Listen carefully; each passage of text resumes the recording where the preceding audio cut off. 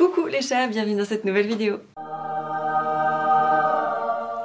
Bon, aujourd'hui c'est une vidéo un peu différente parce qu'il est 1h45 du matin. C'est un peu la vidéo sur l'oreiller. Bon alors, je suis encore à peu près habillée, j'ai mon pyjama. Je suis pas encore sur mon lit, mais voilà. Dans l'idée, j'avais envie de faire une petite vidéo un peu plus intime comme ça, avec vous. En fait, pour plusieurs raisons. D'une part, j'ai rien eu le temps de préparer. Non, c'est vrai, c'est très gênant mais c'est vrai. D'une part, je n'ai pas eu le temps de préparer cette vidéo. J'ai vraiment essayé de réfléchir à des sujets, des choses que je pourrais aborder. J'ai plein d'idées de trucs que je pourrais faire, mais j'ai un peu ce problème de la page blanche en ce moment. Et c'est super chiant et en même temps, j'ai envie de me mettre cette rigueur de poster une vidéo par semaine parce que je sais très bien, je me connais. Je me connais, ça fait 35 ans que je vis avec moi-même. Je sais très bien que si je me dis oh, c'est pas grave si je poste pas tous les jours, n'importe quoi, toutes les semaines, c'est pas grave, une fois de temps en temps. Non, parce que le une fois de temps en temps va se transformer en régulièrement, qui va se transformer en très souvent, qui va se transformer en ma chaîne ne sert plus à rien parce que je ne poste plus rien. Donc, je me suis dit, tant pis pour toi. C'est comme quand tu te présentes à un examen et t'as absolument pas révisé. Ou alors tu tires un sujet et c'est juste le sujet que t'as pas bossé. Enfin voilà, c'est un petit peu la même situation. Et ce truc de la page blanche, en fait, je l'ai parce que je crois que je me mets un petit peu trop de pression. Et en fait, c'est un truc très présent en ce moment. La pression sur les réseaux sociaux, c'est un truc de fou. La pression qu'on peut ressentir pour plein de différentes raisons. D'une part, c'est pas un métier sûr dans le sens où on fait ça avec passion, on fait ça parce qu'on aime échanger, partager, qu'on adore nos communautés, mais je vais péter cette chaise. Pour autant, c'est pas comme quand on est employé d'une entreprise, on sait exactement quel salaire tombe à la fin du mois, et enfin voilà, c'est quand même un métier pour lequel il faut s'investir tout le temps. Et on est un petit peu rentré dans une phase, je trouve, sur Instagram particulièrement. C'est vrai que je suis moins présente sur YouTube, mais vraiment sur Instagram, où il faut toujours sans cesse se dépasser, aller plus loin, faire mieux, proposer des choses différentes, des choses qui n'ont jamais été vues, montrer qu'on a des idées folles, en mettre plein les yeux. C'est difficile en fait, c'est hyper difficile. Pardon, ça me gratte depuis un moment. C'est difficile à comprendre en fait quand on n'est pas dans ce game, mais une fois qu'on est dedans, moi je ressens en ce moment énormément de pression. Parce que les filles postent des trucs plus hallucinants les uns que les autres, quoi. Je regarde des contenus, je suis là, mais waouh, c'est ouf, comment elle a fait ça. Et puis tu vois des reels avec des transitions pas possibles. Et puis toi t'es là, ok, bon, donc moi j'ai mon téléphone, j'ai ma petite caméra, mais concrètement, enfin voilà, c'est hyper difficile. Et je trouve que c'est génial, à part ça c'est génial. Moi dans tous les domaines, je trouve que la concurrence a du bon. J'adore la concurrence, mais pas par esprit de compétition, pas pour montrer que t'es meilleur que les autres, mais la concurrence qui fait évoluer la créativité, qui fait avancer les choses, la concurrence qui va pousser certaines personnes à se dépasser, à aller au-delà de ce qu'ils auraient fait habituellement si on leur avait pas demandé d'aller plus loin, enfin voilà. Cette concurrence-là, je la trouve saine. Le problème, c'est pas que ça va trop loin sur Instagram. Le problème, c'est que où est-ce qu'on va s'arrêter, en fait? Parce que certains trucs que tu vois, certaines créas, tu te dis, mais c'est digne de films de cinéma, c'est des photos, tu te dis, non mais waouh, quoi. En fait, il y a beaucoup d'artistes sur les réseaux.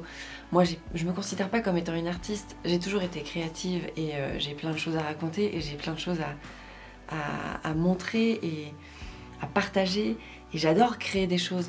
J'arrive à faire certaines choses, mais il y a certaines choses, je suis incapable de les faire, et je trouve que ça fout une putain de pression en fait. Et les marques en fait aussi, elles vont forcément choisir les contenus les plus beaux, les plus fous, les plus originaux, les plus authentiques. Évidemment qu'elles vont s'arrêter un petit peu sur le personnage, avoir collaboré avec un profil qui leur plaît, une personnalité sympathique qui colle avec les valeurs de la marque, de l'entreprise aussi, ça compte bien sûr, mais en premier lieu, et on le sait, n'importe où, la première impression c'est ce qui compte le plus, quoi. Donc si la première impression est pas bonne, et ben voilà, on a loupé notre collab, enfin on a un truc qui nous passe sous le nez quoi. Je sais pas si vous voyez ce que je veux dire. Et dans ce sens-là, je trouve qu'en ce moment, on ressent vachement de pression sur les réseaux sociaux quand on y travaille. C'est vraiment ça que je veux dire, c'est que c'est quand on y travaille. Donc il y a cette pression, la pression de créer des trucs toujours plus dingues, et il y a aussi la pression qu'on a de notre statut d'influenceur, de créateur de contenu, ou de, enfin peu importe comment vous l'appelez, Instagrammeur. On a aussi cette pression de... On doit un peu tout accepter en fait. On nous le dit assez souvent d'ailleurs quand on ose se plaindre qu'on a de la chance de faire ce qu'on fait. Alors oui, on a de la chance de faire ce qu'on fait. Enfin moi je considère vraiment que j'ai vraiment de la chance de faire ce métier. Et c'est un métier que j'adore, c'est un métier que j'ai choisi. J'ai de la chance. Je peux en vivre, j'ai de la chance. C'est clair. Il y a ce problème qui est de plus en plus présent sur Instagram et qui parfois je trouve un petit peu agaçant. Je le ressentais pas du tout au début. Est-ce que c'est parce que c'était avant et avant c'était mieux, hein, ça fait vraiment vieux con de dire ça, mais voilà. Ou est-ce que c'était parce que j'avais pas encore une grosse communauté et du coup j'étais pas confrontée à ce genre de problème. J'étais pas dans le game en fait. Et quand je parle de problème, alors attention, ma communauté, elle est ultra bienveillante et mon Dieu que je vous aime et qu'est-ce qu'on passe des bons moments à échanger, à partager et je suis super heureuse de vous avoir et c'est très très bienveillant en fait. Dès que j'ai besoin de conseils, j'en ai mais à l'appel, enfin vraiment vous êtes incroyables. Mais il y a quand même toujours une infime partie de personnes qui est là juste pour venir piquer. Vous savez, les gens qui sont là juste pour mettre un commentaire, mais t'as envie de lui dire mais pourquoi en fait? Pourquoi tu perds ton temps à venir me dire ça en fait? Désabonne-toi, va voir ailleurs, dégage. Non mais c'est vrai. Alors oui, et quand on dit ça, et quand on a par exemple, on a l'audace de prendre une capture d'écran et de la mettre dans notre story en disant bah c'est pas possible ce genre de commentaires, franchement faut arrêter. Là on vient nous rabâcher que on a choisi ce statut et que du fait qu'on est une personnalité publique et qu'on est très suivi et qu'on a beaucoup de gens qui écoutent et qui regardent et tout ce qu'on fait tous les jours, eh bien on doit accepter la critique, que chacun a le droit de donner son point de vue, etc. Et en soi, moi je suis pour la liberté d'expression, hein, vraiment. Je prône la liberté d'expression, chacun a le droit de dire ce qu'il veut, mais je trouve que cette liberté, elle a quand même une limite. Et cette limite, c'est le respect de l'autre, simplement. Et parfois, je trouve qu'il y a des gens qui manquent clairement de respect. Et ça, de toute façon, c'est un problème de base qui existe sur les réseaux sociaux parce qu'on a aboli cette distance qu'on pouvait avoir quand on se retrouve face à face avec quelqu'un, en fait. Quand t'es face à quelqu'un qui dit un truc et t'es pas d'accord, ou qui fait quelque chose, ou qui porte quelque chose qui te plaît pas, ou qui a associé deux fringues qui vont pas ensemble, ou j'en sais rien, n'importe quoi, ça peut être des sujets importants comme des futilités. Moi, je sais pas, dans la rue, je vais pas voir quelqu'un pour lui dire oh, putain, j'aime pas ta gueule, oh là là. Je sais pas, non, je fais pas ça. Ça me paraît complètement aberrant. Je pense que personne fait ça, quoi. Vraiment. Mais justement, en étant sur les réseaux sociaux, comme il n'y a plus cette pudeur en fait, et ben du coup les gens ils se permettent ce genre de choses. Mais vraiment, c'est genre, attends, fais voir. T'as fait quoi là? Mais c'est nul. Mais c'est moche. Mais ça te va pas du tout. Mais regarde comment t'as... Non mais en fait c'est en permanence ce jugement qui est dérangeant, moi je trouve, ouais, c'est vrai. Bon, alors oui, on s'expose, c'est clair. Mais je sais pas, ok, quand tu commentes... une émission télé ou quand tu commentes une série télé ou un film et que les gens ils racontent des trucs et que ça te plaît pas ou t'es pas d'accord avec, tu le commentes avec les gens avec qui tu regardes, ok. Mais je sais pas, si j'avais eu la possibilité à ce moment-là de rentrer dans la télé, d'aller taper sur l'épaule de la personne pour lui dire « Eh, j'aime pas ta gueule », je sais pas, je l'aurais pas fait. Ouais, c'est ça. En fait, moi, ce qui me dérange, c'est que parfois, il y a un manque de respect qui est assez flagrant et qui est un petit peu dérangeant parfois. Après, moi, je suis pas touchée très souvent par ce genre de choses, heureusement, mais quand ça m'arrive, à chaque fois, je suis sur le cul. À chaque fois, je me dis, waouh, quand même. Bon, voilà. Déjà, quand on est sur les réseaux, on sait qu'il y a des sujets de base qu'on n'aborde pas, les sujets tabous d'Insta.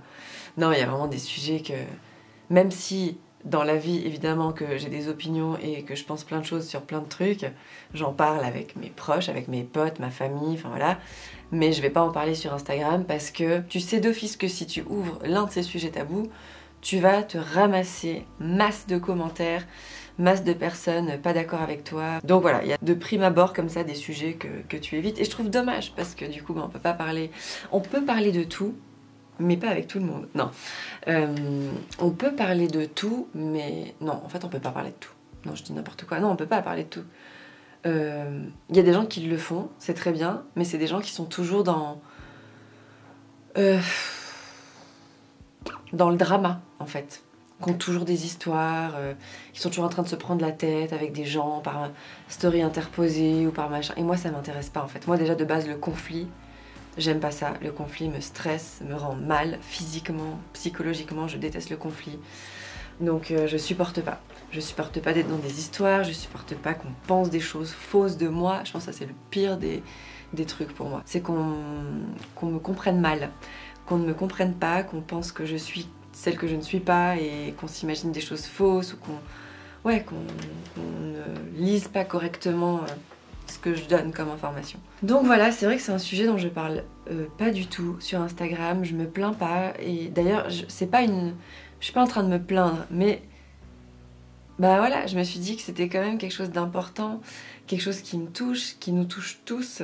Je vois plein de copines sur Instagram se prendre des commentaires de gens mais qui n'ont pas lieu d'être et ça fait mal au cœur quoi, ça fait mal au cœur et je pense que c'est aussi vachement exacerbé par tout ce contexte un peu chelou de Covid où on est tous un peu sur les nerfs et voilà, on n'est pas bien et ça ressort aussi comme ça. On est beaucoup dans le jugement à cause de ça. Donc voilà, c'est un métier qui est difficile, un métier qui est fabuleux, mais qui est très difficile parce qu'il y a tout ce côté-là qui est très dur à gérer. Et moi, malgré mes 140 et des brouettes 1000 abonnés, et ben chaque commentaire que je les lis pas tous, hein. Enfin les messages privés, je peux pas tous les lire, c'est mission impossible. Mais quand j'en lis un et que c'est pas quelque chose de sympa, et ben ça me touche toujours, voilà. Et ça c'est... J'ai toujours pas réussi à me faire une carapace du tout, pas du tout. Donc je pense que c'est important aussi que je vous le dise parce que bah, comme ça vous savez un petit peu ce que c'est que d'être influenceuse, instagrammeuse. C'est beaucoup de bonheur mais c'est aussi des moments assez difficiles où on se remet beaucoup en question et voilà, mais bon, moi heureusement j'ai ma petite équipe à moi qui fait que je me sens extrêmement soutenue, portée et aidée, donc mes assistantes et mon agent, c'est mon petit cocon de travail et ensuite évidemment j'ai ma communauté, mes amis et voilà, Instagram c'est quand même quelque chose de fabuleux. Je ne crache pas dans la soupe, pas du tout. J'ai ouvert les vannes sur le sujet Instagram parce que je crois que même en message privé c'est le genre de questions que vous me posez quand même assez régulièrement. Je sais que c'est un métier qui éveille de la curiosité et j'ai pas mal de questions qui reviennent par rapport à ça. Comment je me sens, comment je le vis, beaucoup de questions aussi sur comment je travaille au quotidien. Et d'ailleurs, je voulais vous demander si ça vous intéresserait que je vous fasse partager une semaine de travail, vraiment focalisée sur le travail. C'est une semaine de travail avec la Reine des Tartines pour voir un petit peu ce que je fais au quotidien, comment je travaille avec justement ma petite équipe et puis comment ça se passe. Je pense que ça pourrait être hyper intéressant sous forme de vlog. Et si vous me dites que vous êtes partante, et ben go, je vous filme ça au plus vite pour vous faire une petite vidéo. Voilà, bon, je vais aller dormir, ou pas, parce qu'Axel est vraiment dans une semaine vraiment fatigante, où il se réveille tout le temps. Là, je pense que c'est pour ça que Connor est déjà descendu 2 fois pendant que je tournais cette vidéo. C'est parce qu'Axel se réveille. Voilà. 36, 15 my life. Allez, c'est parti. J'espère que cette vidéo vous aura plu. Si c'est le cas, vous me mettez un petit pouce bleu. N'hésitez pas à mettre un petit commentaire. Et je vous fais plein de gros bisous. Je vous souhaite un bon week-end et à la semaine prochaine pour une nouvelle vidéo. Cette fois avec un petit peu plus de préparation. Un petit peu moins tard aussi, on l'espère. Bye. Oh, même le chat, il est fatigué, quoi.